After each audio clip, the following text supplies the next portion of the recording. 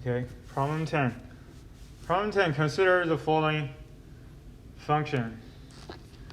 Fx is e to the power of x over 2 plus x.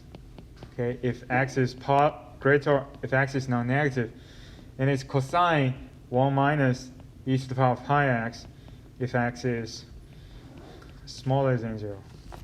Okay. So the question is f differentiable at 0? So is f, basically it's asking you, is f prime 0 exist? Okay. So can you just differentiate the first one and sub 0 in? Okay, you can't do that. Why? Because here this 0 is kind of the turning point. You can see before 0, the function is defined like this. After 0, the function is defined like this. Okay, so it's not consistent on both sides of 0, so you can't just differentiate this.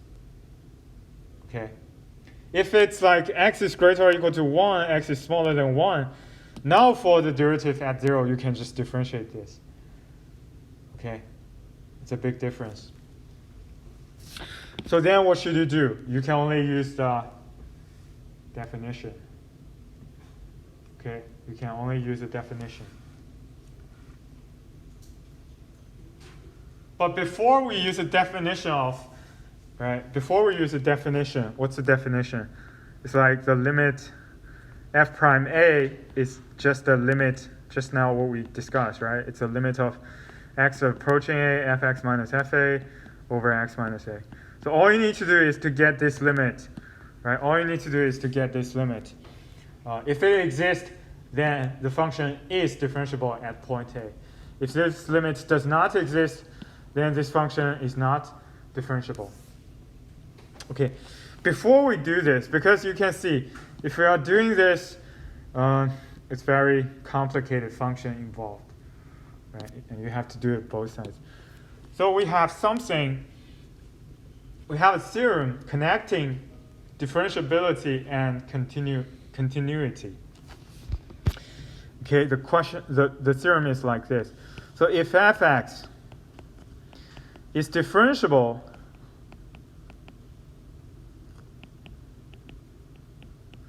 right, if fx is differentiable at a point A, then fx must be continuous at the point A as well.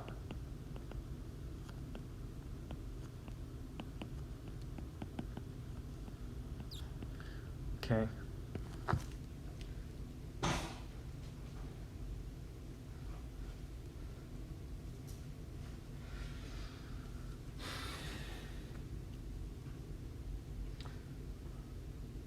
Okay, the proof is a bit complicated. You don't need to know that. Okay, so in short, it's just if it's differentiable, then it's continuous. Okay, if it's differentiable at a point, then it's continuous at the point. Yes? It doesn't work the other way, right? Yeah. So if it's continuous, it doesn't mean it's differentiable. Right? Here are two examples. For example, this is y is equal to negative x squared. At any point, it's continuous. At any point, it's differentiable. Right? But let's say y is equal to absolute value of x. Then at this point, it is continuous. Right? It's still continuous, but it's not differentiable. Because you can't find the gradient of the tangent line. Because what's the tangent line? Like this, or this, or this. Right? Theoretically, you have infinitely many tangent lines. You don't have one gradient for the tangent line. So this is a very typical example. It is continuous, but it's not differentiable. So you know a function is continuous at the point. It doesn't mean anything about its differentiability at the point. Okay. So logically, right, if a function is differentiable at a point, then it must be continuous. So if a function is not continuous at a point, Okay, let me complete this. Okay, if a function is differentiable at a point, then the function is continuous at the point.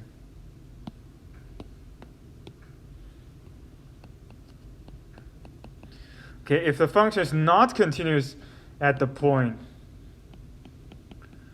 then the function must be not differentiable at the point. Okay, it's just logic. So if A, then B, then if not B, then not A. Okay.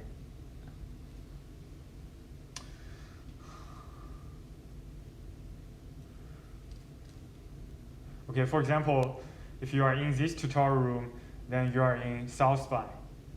Okay, so if you are not in South Spine, then you are not in this tutorial room. They're both correct. Right. So to prove, I mean, not to prove, but to figure out whether it's differentiable at 0, you can first check whether it's continuous at 0. Okay, so we can first check whether fx is continuous at 0. So let's copy it.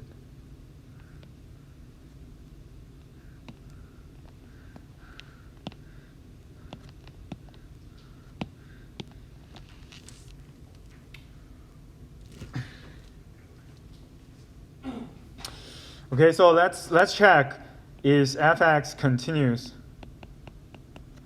So ct just continuous, right? Is fx continuous at x is equal to 0?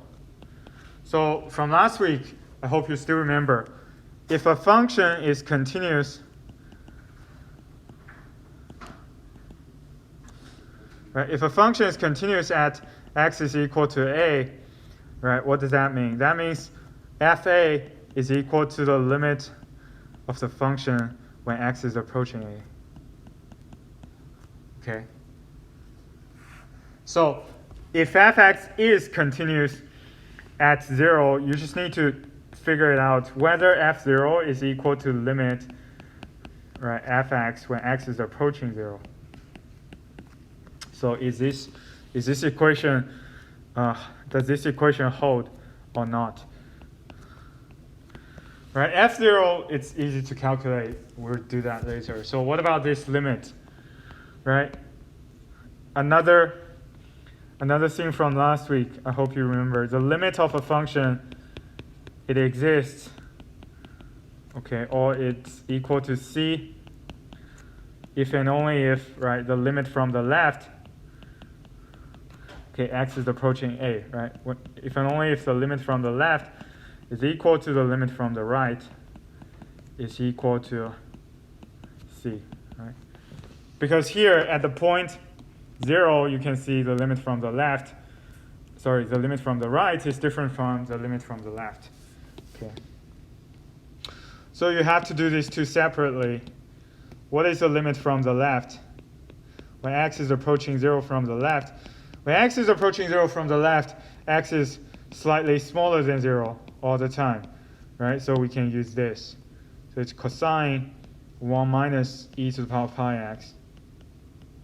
Okay, it's cosine 1 minus e to the power of pi x. So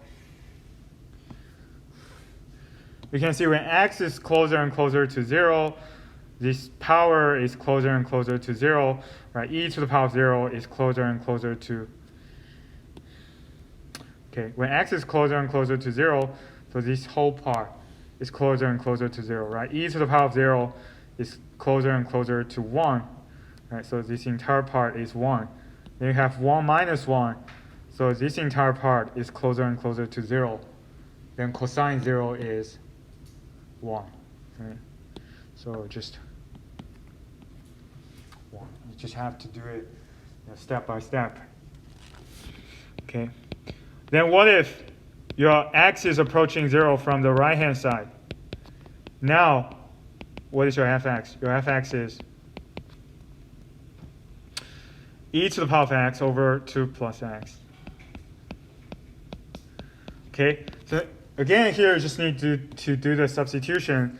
It is just e to the power of 0 over 2 plus 0, so it's just half. It's just half.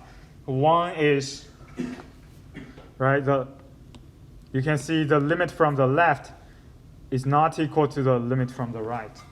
Right? So since 1 is not equal to half, then right, the limit from the left is not equal to the limit of the right, so this limit does not exist. Okay, this limit doesn't exist.